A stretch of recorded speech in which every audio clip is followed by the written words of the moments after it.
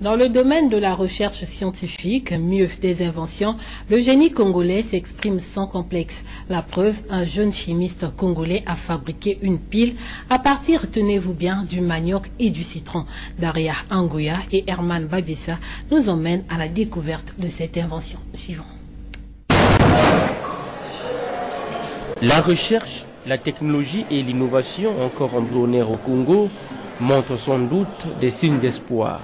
Aujourd'hui, les résultats obtenus par certains chercheurs, innovateurs et inventeurs sont des preuves tangibles. Ce jeune chimiste congolais, grâce à ses travaux de recherche, vient d'inventer une pile à base de manioc et du citron, appelée pile manioc.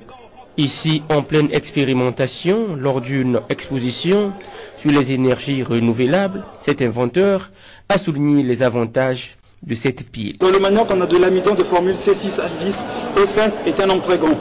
Deuxième élément, j'ai pris le citron. Quand vous allez presser le citron, à la fin vous avez un jus qu'on appelle le jus du citron, qu'il faut calciner. À la fin vous avez un résidu que j'ai nommé vithium. J'ai mis encore à la fin la pochette est jetée pour séparer les deux bornes, pour que vous ayez le plus et le moins.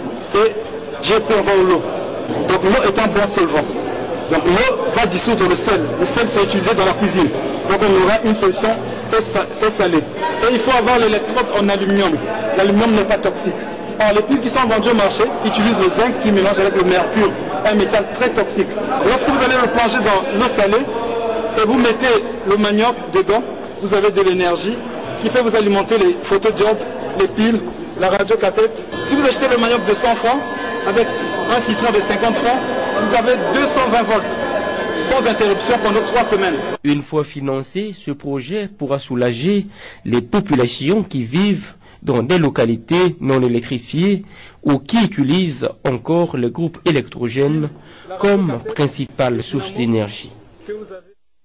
Je vous l'ai dit en titre, la semaine de la science, la technologie et l'innovation en Afrique va se dérouler du 14 au 18 avril 2014 à Brazzaville. Pour en parler, je reçois sur ce plateau le ministre Bruno Jean-Richard Ritois de la recherche scientifique et de l'innovation technologique. Monsieur le ministre, bonsoir. Bonsoir. Avant de parler de la semaine de la science, vous venez de suivre ce reportage sur la pile manioc. Dites-nous, qu'est-ce que ce jeune inventeur peut attendre de votre département ? Eh bien, je pourrais dire, je l'espère tout. D'abord, la prise en charge institutionnelle. Il peut désormais prendre conscience qu'il a un ministère de tutelle, c'est le ministère de la Recherche et de l'Innovation. Ensuite, notre objectif est clairement d'emmener une telle idée, visiblement une bonne idée, vers sa protection, à travers le brevet, que nous voulons que désormais l'État congolais finance. Ça n'est pas très cher, mais pour certaines personnes, c'est encore au-dessus de leurs moyens. Ensuite, les accompagner pour l'aboutissement de l'idée. Une telle idée exige des essais, exige la mise en place d'un prototype, exige un certain nombre de mesures de perfectionnement. Ça demande bien sûr un financement. Nous voulons aussi que l'État congolais finance cela. Et ensuite, une fois qu'on a toute la validation du projet, de l'idée, bien il faut faire en sorte qu'on la porte sur le front de l'industrie, de la production, de la mise à la consommation. Ça peut être fait par une entreprise que le jeune peut décider de créer. À ce moment-là, il devient un jeune entrepreneur innovant. Nous allons créer le statut au niveau institutionnel. Ou bien il peut s'associer avec un partenaire. Ou bien il peut simplement vendre son brevet et vivre de la rente que cela rapporte. Une agence entière va être créée d'ici la fin du premier semestre sur les cendres d'un organisme qui existait et qui sera donc totalement dédié au soutien apporté à ce genre d'invention, à ce genre d'innovation, à ce genre de création, parce que le potentiel, on s'en est rendu compte, est extrêmement important. Monsieur le ministre, parlons de la semaine de la science. Quel en est l'objectif et quelles seront les retombées pour le Congo? Alors l'objectif, pour commencer par le plus important pour moi, c'est de rendre au Congo et au président Denis Sassou Nguesso le leadership que nous avons toujours incarné en Afrique. Premier congrès des hommes de science en Afrique, Brazzaville 87. Première institution panafricaine de sciences et technologies, l'UPST, siège Brazzaville. Deuxième secrétaire général de l'UPST, un Congolais, Lévi Makani. Aujourd'hui, les circonstances ont voulu que le commissaire de l'Union africaine en charge de ces questions ne soit autre que Martial de Paul Ikunga, un Congolais, et que l'association des ministres africains en charge de la science et technologie soit également présidée par un Congolais en ma modeste personne. Il y a donc une conjonction de faits qui a conduit les hommes de science à considérer que le président Sassou doit reprendre son rôle de leader et donc à travers lui le Congo. Première raison. La deuxième, nous sommes à un tournant. L'Afrique, tout le monde dit que demain, elle sera émergente, qu'elle sera le moteur de l'économie mondiale, qu'elle sera le prochain grand marché, que c'est elle qui va soutenir la croissance. Nous avons tous, aujourd'hui, je crois, tout dirigeant sérieux, conscience que cela ne peut se faire que si un certain nombre de paradigmes nouveaux sont appropriés par les Africains, parmi lesquels la science, la technologie et l'innovation. Donc il y a un moment de prise de conscience, il y a un tournant qu'il faut organiser. Et à Brazzaville, nous allons adopter la stratégie africaine pour la science, la technologie et l'innovation pour les 10 prochaines années. Première fois que cela se met en place, première fois que nous aurons un tel outil, et dans le même temps, un certain nombre de décisions importantes, initiatives du Congo-Brazzaville, vont être adoptées. Lesquelles prendront part à ces assises?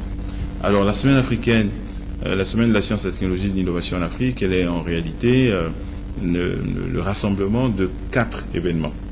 Le premier, c'est la réunion extraordinaire des ministres africains de la science et de la technologie. Ils sont tous ici, vendredi, fin de semaine, 18. La deuxième, c'est l'Académie africaine des sciences, la crème des scientifiques africains, tient ici son assemblée générale. La troisième, c'est un atelier sous-régional concernant une matière qui semble un petit peu difficile à expliquer, mais qui est indispensable pour accompagner la science, c'est l'éthique et la bioéthique. Toutes les précautions qu'il faut prendre et dont il faut entourer l'usage de la science, surtout quand elle touche à la vie humaine.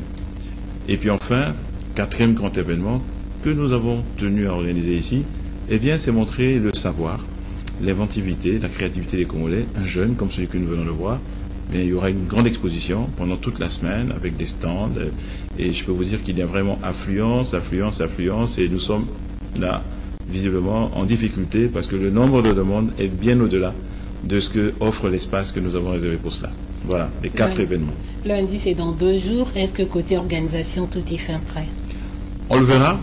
Vous savez, je considère que si le ministère de la Recherche et de l'Innovation n'est pas la vitrine de la modernité, alors c'est qu'il y a quelque chose qui ne va pas quelque part.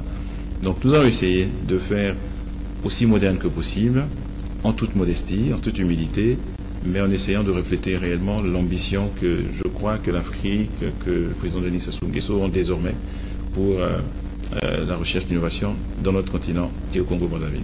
Pour terminer, votre dernier mot, un message peut-être? Alors je voudrais que les Congolais, progressivement, je l'espère, on communique beaucoup, certains peuvent s'en préoccuper, s'en émouvoir, prennent conscience de la place et du rôle que la science, la technologie doivent désormais prendre dans le quotidien des Congolais, dans le cursus universitaire, dans les perspectives de carrière, dans les perspectives d'évolution personnelle, comme ce jeune, qui peut demain devenir un entrepreneur indépendant, innovant, et qu'il intègre suffisamment pour que cela devienne vraiment le pilier, parce que ma conviction est que si nous ne le faisons pas, nous allons rater un rendez-vous important de l'histoire, auquel tout prédestine le Congo, et nous avons besoin que toute l'opinion soutienne cette dynamique.